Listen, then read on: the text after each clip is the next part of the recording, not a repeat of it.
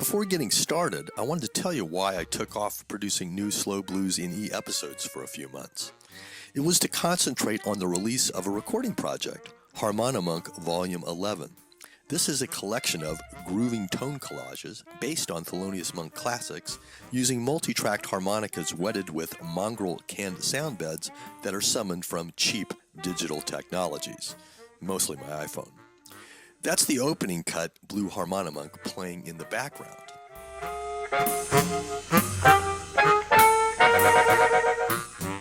It's available exclusively on Bandcamp, and the link is provided in the episode description below. Not all tracks on this collection are blues, but the techniques and approaches to playing blues on the chromatic harp we're exploring in this series directly inform my playing throughout HarmoniMonk Volume 11. So I thought it might just be of some interest to you. And now that I've gotten that bit of shameless self-promotion off my chest, let's get to it.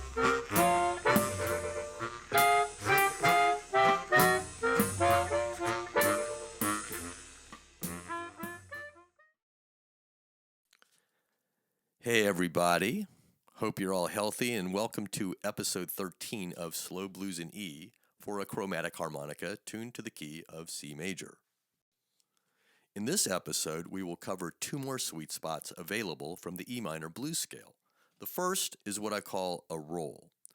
A roll sweet spot always has the following features. Number one, it has three or more notes.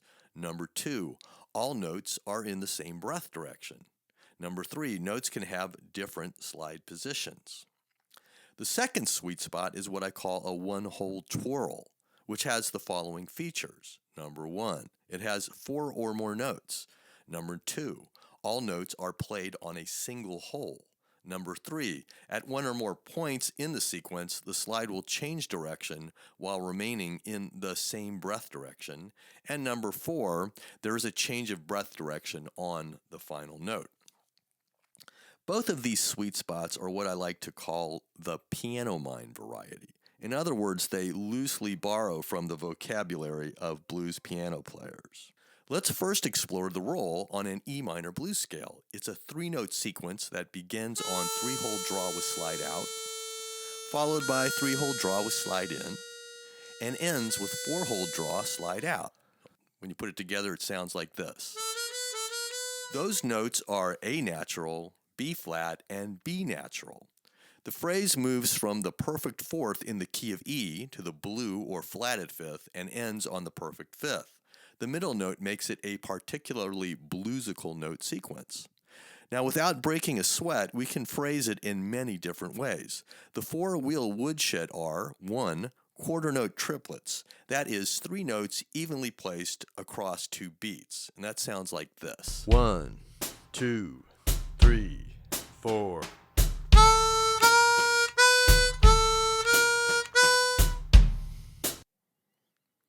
Number 2, shuffle feel with two notes per beat.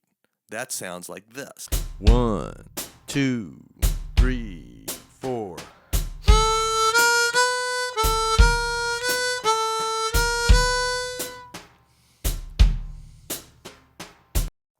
Number 3, a triplet feel with three notes per beat, and that sounds like this.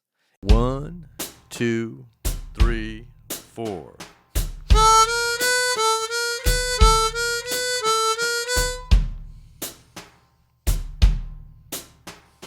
And finally, number 4, a double time triplet feel with six notes per beat. That sounds like this. 1, 2, 3, 4.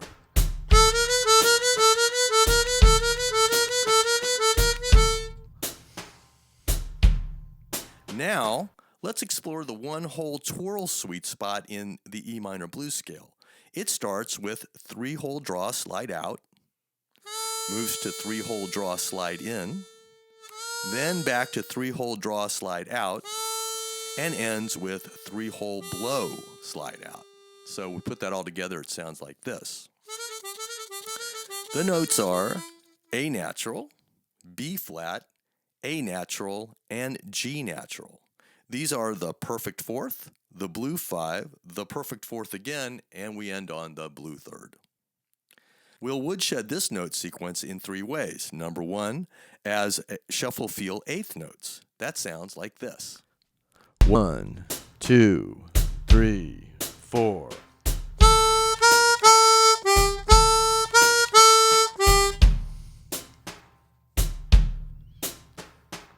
Number 2, as 4 evenly spaced notes within a quarter note beat. That sounds like this. 1, 2, 3, 4.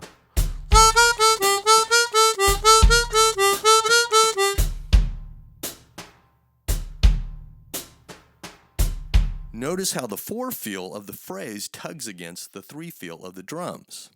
And finally, as 12 evenly spaced notes within a quarter note beat. Well, 12 more or less, to be honest. The loose aim is to repeat the 4-note sequence 3 times within the duration of a single quarter note beat. That sounds like this. 1, 2, 3, 4.